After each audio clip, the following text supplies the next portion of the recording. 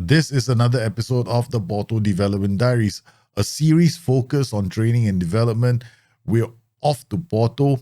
Yes, they've completed one season, they've won the Champions League, but the more important question isn't about their performances on the pitch. How has the under 19 team developed? We're going to answer that question. How far has their CA improved, and has their training been effective? If you want the youth and the senior team training schedules, they're in the folder below. And this year, I'm doing it relatively simple because honestly, there are many ways you can skin the training cat. The thing is, training is fundamentally very, very simple. Even if you leave it to the assistant manager, you should see decent development. The more important thing that you need to deal with is playtime, getting the players to develop the right way in terms of personality, hiring the right kind of coaches, and always looking to improve your training facilities.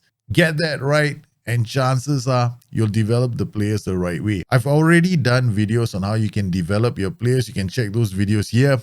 And if you have any more questions on training, please leave them in the comments below and I'll try and help you out. When it comes to training and development, you really want to pay attention to this, right?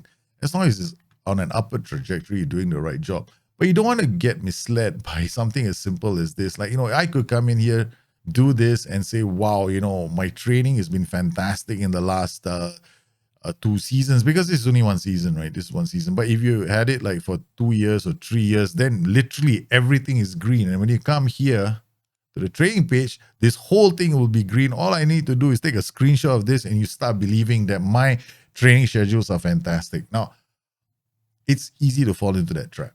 So what I'm suggesting is getting used to understanding how to use this panel. Okay, so here we know that this player has developed quite well within one season. This is fantastic. Within one season, 2 points in anticipation, maybe even 3 in decision making, because this is a really aggressive development. See, it's gone from 9 to almost 12 right now. So this is quite strong growth.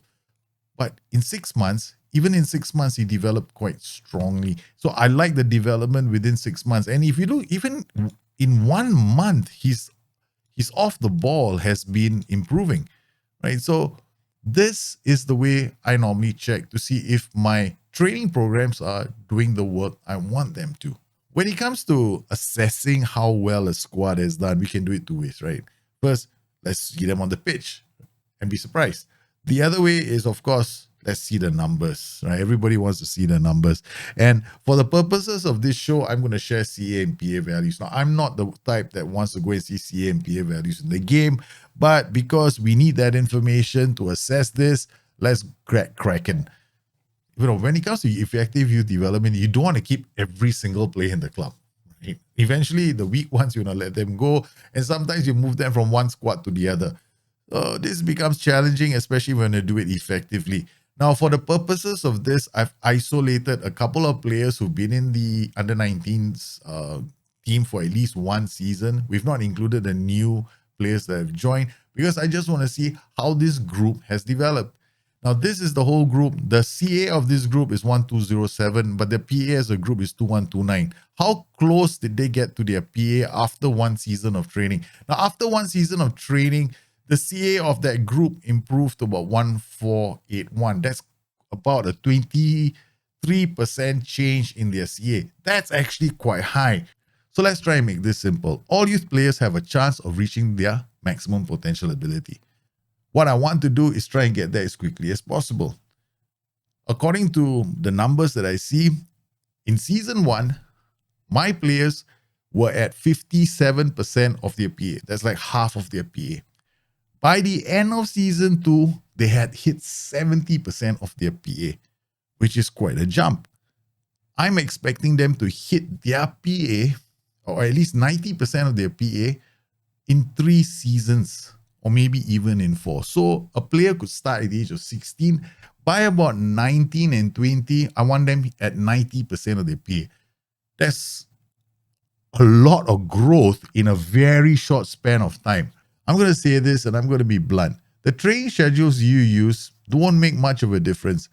As long as they are balanced, you should see development. If you leave it to the assistant manager, it might not be as great as the ones you design yourself, but so long as you observe certain fundamental, I like to call them guidelines, you're going to see explosive growth. I mean, apart from the basics, which I've already covered in previous videos, easiest way that youth intake you see, keep the best personalities. Influence how much game time they're having. You can do that by selecting the lineup for the under 18 or the under 19 team ahead of time. And don't promote them too soon, and never ever overplay them, because the moment they get injured, you're in trouble. It is still super easy in this game to develop them into superstars. And I feel that SI will probably need to deal with this sooner or later. Let me just give an example of this guy. We've got this model citizen called Christopher Bell. Let's use this as an example. Remember the guide I showed you about getting more model citizens into your youth intake? All you got to do is get the right kind of coaches. Once you get one of these kind of players, I'm telling you, you close your eyes, he's going to develop. I mean, this is just a short window of time. He's flatline. Actually, I need him to, perform a bit better. But even with the under 19s, we're looking at May, June, July, August. Now, in 2 of these months, they don't even play any games.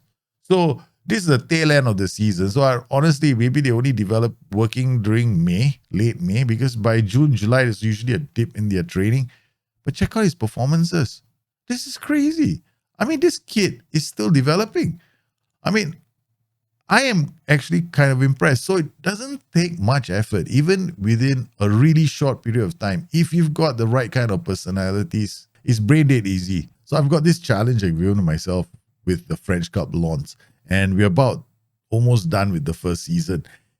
I'm going to be very interested to see how the youth there develop, because with that club, what I did was to delegate all the training to the assistant manager. I didn't even get involved in individual training, right? The only schedules I've handed out are the ones to the senior team. But as far as the youth team are concerned, I've done absolutely nothing there. And I will not be surprised if development there is also quite good. So what we're going to do in the next couple of months on the Porto Development Diaries is zoom in on young Christopher Bell and see how he develops, because we want to try and direct his development along a specific path line. Yes, we're playing the insanely crazy tactic called Galileo, and we want him to play a big part in that system. I hope you enjoyed today's short little update on the Porto Training Diaries. I'm sure that if you go in there and you assign it to the assistant manager, I mean, my schedules are there for you to use. But if you cover the basics really well, your players are going to develop really quickly. And if you still have any challenges with training, well, drop me a note below and I will do my best to help you guys. Meanwhile, you guys stay safe, take care of each other. I'll see you again soon. Bye-bye.